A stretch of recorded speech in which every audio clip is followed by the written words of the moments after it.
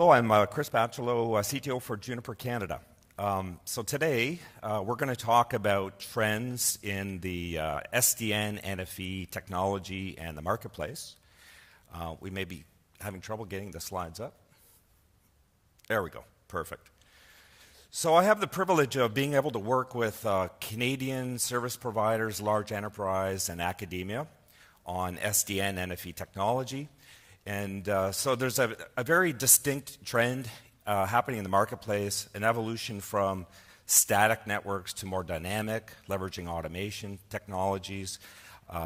There's an evolution from physical to virtual devices in the network and more unification with the application layer that already exists today.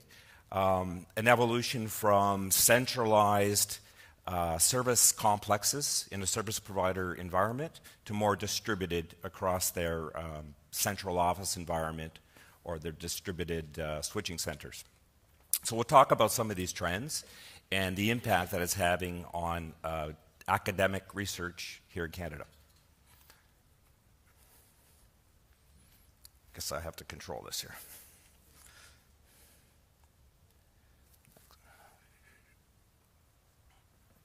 So one of the first trends that we've seen happening in the past few years, it's called white box. So this is most prevalent in the cloud provider community, where large cloud providers like Google, Amazon, Twitter are purchasing low-cost switches, OEM switches, direct from OEM manufacturers. So these are very low-cost switches, limited functionality. And what they're doing is they're leveraging their in-house resources to build the control layer, build the management and control layer on top of these low-cost, simplified switches. So if we look at the trend in the marketplace, here's a research study done by Korean Research. So they're looking at switching in the data center, comparing enterprise and cloud. You can see cloud, the bars on the bottom, enterprise, the cloud, the bars on the top. And you can see the tips of each bar that represents the evolution to white box switching technology. So you can see in the cloud industry, as I mentioned, it's growing quite substantially in the cloud space. By 2017, it'll be around 40% of cloud switch sales. But in the enterprise, the adoption is much slower. A couple of the issues with white box adoption, especially in the enterprise space, is they don't necessarily have the resources to build that intelligent control and management layer as the cloud providers do. So, some people believe that white box will be widely adopted across most service providers and enterprise. Myself, I don't believe that's going to be the case. I don't believe white box will ever be a mass market approach. I believe there's always going to be a market for intelligent switching and routing devices from the traditional and new upstart telecom vendors. The next trend that we're seeing is x86 everywhere. Some people believe that everything should migrate over to x86, and there's significant total cost of ownership savings that are represented by x86. Well, I believe that x86 has a place in networking today. Its place is not ubiquitous. There's places for x86 and there's places for traditional ASIC-based technology. So when you look at the efficiency of the two different technologies in terms of packet per second per watt, and you plot that out versus complexity of the services that are being provided, you'll see these nonlinear curves here where ASICs, purpose-built computing devices like existing routers and switches, are very efficient at moving packets at the lower layers 1, 2, and 3. So up to a router and a break-even is kind of a firewall. Whereas x86 becomes more efficient when you get up towards layer 7. So if you're looking at more advanced functionality in your service offering, then there's definitely benefits to x86 computing just from an efficiency perspective. And there's a whole multitude of other advantages that we'll talk about. The other trend that we're seeing in the industry is the trend towards automation. So service providers are especially struggling with rising operational costs, and they're trying to introduce new services to market much more rapidly.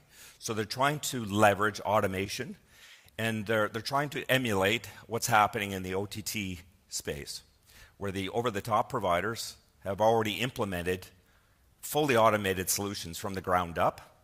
For example, looking at Google and their operating metrics, for every 10,000 servers, they have one administrator, whereas a typical service provider has one administrator for every 100 servers. So 2 orders of magnitude difference in operational overhead between a over-the-top provider and a conventional service provider. Time to deploy, Amazon with their AWS, assuming the infrastructure is in place today, the cloud infrastructure, they can roll out new services in a matter of seconds. Whereas a service provider that's still today very much dependent on physical devices for a new network service offering can take 10 to 12, sometimes 18, 24 months to deliver a new service offering. And operational complexity, of course, the OTT started from the ground up with no legacy, no overhead, and they built very streamlined service offerings, limited number of SKUs, whereas the service providers are still struggling with decades of legacy and thousands of SKUs in their service offering. So the service providers are trying to emulate, looking at these metrics, they're trying to emulate as much as they can, as soon as they can, these over-the-top providers. People, this is probably one of the biggest issues in the migration towards SDN and NFV, and that's people skills. So traditionally you have network engineers and you have IT engineers, and neither of the twain shall meet. The new engineer of the future has the ability to program, the ability to write scripts, DevOps capabilities, so that when they solve a problem, they don't have to keep solving it every single time it comes up again. They solve it once, they write a script, it deals with it, and they don't have to solve it again. So that's one of the areas that we definitely need to focus on, is the integration of IT and networking skill sets into single individuals. Infinetics Research did a survey last year of major service providers, and they asked them about the drivers and the barriers to SDN and NFV adoption. And the top barrier there, as I mentioned, is specialized skill sets specific to IT and network. Threats. As we all know, security threats continue to evolve. They grow in both number and complexity over the years. Now you can purchase DDoS attacks online. $20 for a DDoS attack, giving you a certain amount of time and a certain amount of bandwidth. Security attacks have evolved from a teenager in the basement to organized crime. Just last year, 3 large banks in the U.S. were defrauded of tens of millions of dollars.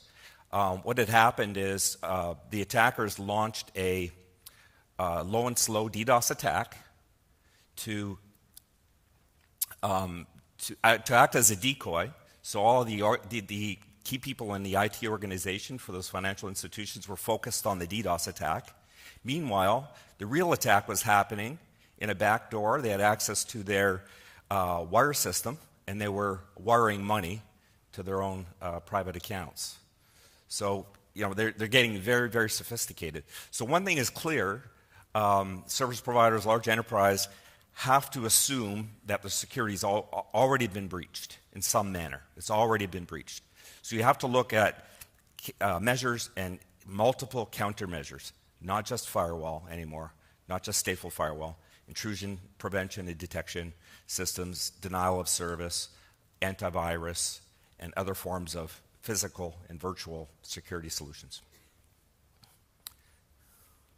So what is SDN? I'm sure we've all heard this buzzword many times. There's unfortunately multiple definitions for SDN. One of the most common ones and most widely accepted is SDN, or software-defined networking, is the separation of control plane from data plane. So typically you have a monolithic router, a single chassis with a routing engine containing the control stack, and then interface cards providing the data plane. They forward the packets. under the control of the controller. Now with SDN, we can separate that. We can break that apart, separate the control layer from the data plane, and now you can have standards-based protocols between the control plane and the data plane. So now you can have interoperability between control plane and data plane, which you couldn't have before because it was a monolithic architecture in the same box. So protocols like OpenFlow emerged. Now OpenFlow is one of many SDN protocols. There's other SDN protocols that are quite commonly used in the industry. OVSDB is another protocol that's being used. A protocol called NetConf. A protocol called PCP, or Path Computation Element Protocol. BGP is even used for SDN protocols. So there's multiple SDN protocols, but the general idea is you separate control plane from data plane, you allow interoperability from different vendors in that space, and you allow programmability of your data plane now through those standards compliant control layer interfaces. Okay? And we talked about before already the increasing use of CPUs. So SDN has become synonymous with NFV. They're used in the same sentence all the time. SDN, and it helps enable NFV, or virtualized functions, by providing control of how you route to all of these various virtualized functions in the network. And I can give you an example a bit later. And last but definitely not least is people are using SDN as a next-gen service management system. So it's like an orchestration system, but it's focused on end-to-end service creation in real time. So the network can respond to triggers and optimize and adjust in real time using the SDN controller. And once again, I'll give you a real-life use case. So one of the philosophies that we have is we want to use SDN as a compiler, very simple, very similar to a traditional computing language compiler. So you issue high-level commands. So in the case of SDN, you may say, okay, I want to create a new tenant in a multi-tenant environment. The tenant has such and such parameters and policy. I want to associate these given services to that tenant on a given site. So it's a very high level of abstraction. That's fed into the SDN controller, which compiles it and then issues a series of low-level configuration commands using those SDN protocols that we discussed. So the Juniper solution is open source. So we've taken our complete SDN solution and made it available via Apache 2.0 license. So it's available at that website there. And in fact, our commercial version of Contrail, Contrail is the name for our SDN controller solution, is actually based on the open source version. So whatever is in the open source version is also in the commercial version and vice versa. So I'll talk about, we have a bunch of schools in Canada already utilizing Contrail for various use cases that they're researching. So just to look at the solution just really quickly, and the solution really applies to the industry in general. It's not just Juniper specific here. So there's multiple components to an SDN environment. So there's the controller and the analytics engine. Analytics are very important because you're creating an overlay in a data center, and you need to be able to correlate what's happening in the overlay with what's happening in the underlay in the data center. So your existing legacy switching environment, where SDN can create a overlay over that legacy switching environment to support multi-tenancy, simplify moves, adds, and changes, and it establishes that end-to-end virtual machine to virtual machine connectivity and virtual machine out into the wide area part of the network. So that's the other part of the solution is the virtual router or virtual switch in some cases that sits in the hypervisor in the servers, routing the traffic between the virtual machines. Okay, and then also there's a gateway into the wide area network.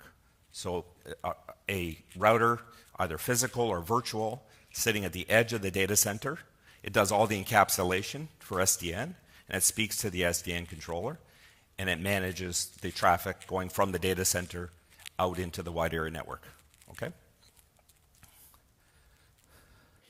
So let's take a look at some of the academic engagement. So Juniper Networks has an academic alliance program where we work with colleges and universities around the world. We do everything from helping them with networking curriculum all the way up to collaborative research that I'm going to talk about in a second, and then and stuff in between. We can work with colleges and universities to do Juno certification. We have a virtualized cloud-hosted router environment where researchers or training institutions can set up virtual networks. It's an actual representation of a large network that's implemented on a virtual basis. So every router exists, it's just virtual, hosted in the cloud. So researchers can look at large-scale routing topologies and analyze them, look at the performance, the availability, and test out different routing protocols. And that's available to researchers and training institutions as well. So here's one of the use cases that we're working on.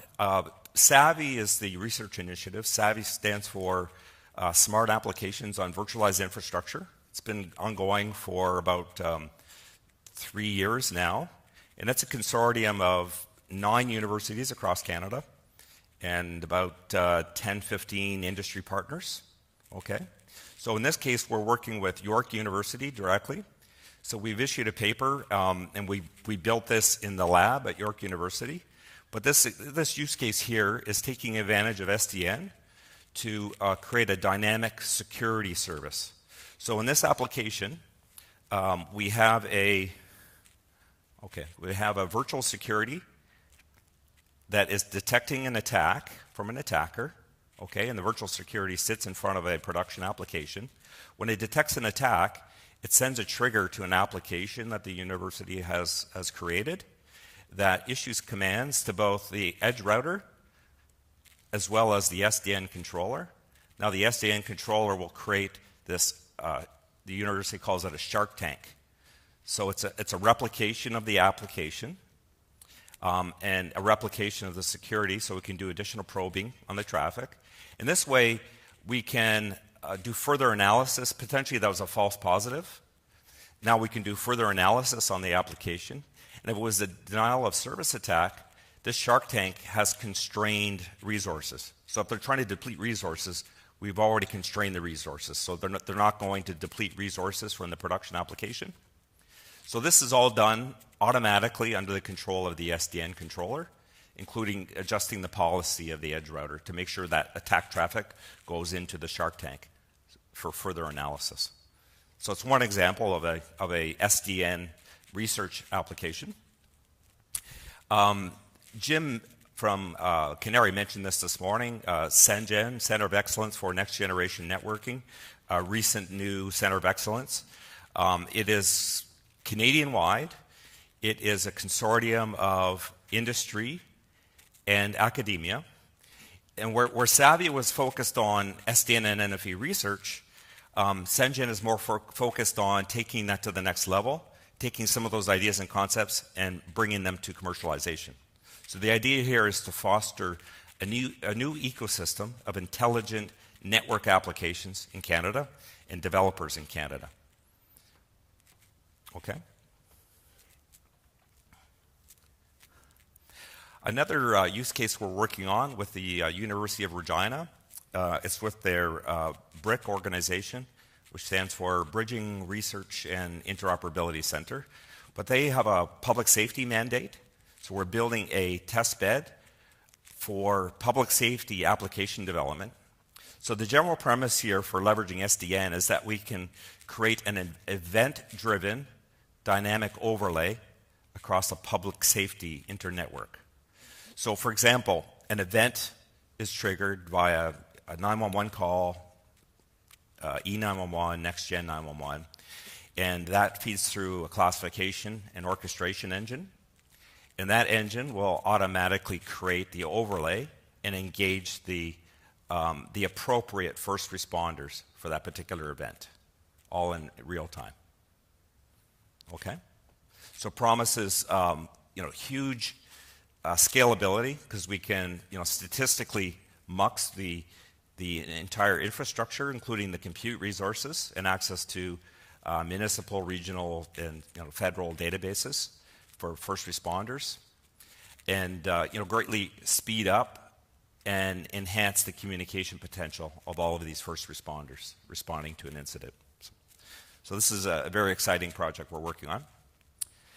Another project we're working on with Algonquin College in Ottawa, we're looking at SDN integration between the data center and the transport.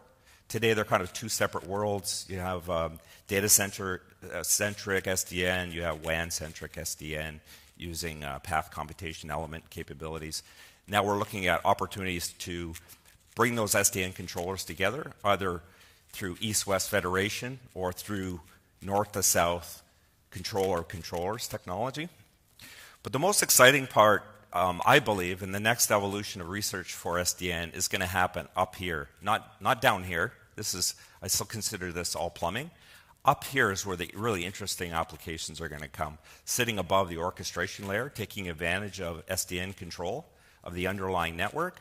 So it's going to be applications that can do real-time network optimization. Once again, taking triggers from the network, while sensors across the network that are sending triggers to these orchestration applications so they can do real-time optimization at the network level, service level. We could do bandwidth caloring, provide bandwidth on demand based on timed events, dynamic security, responding to different threats, as we talked about earlier in the York University application, disaster recovery, elastic scale.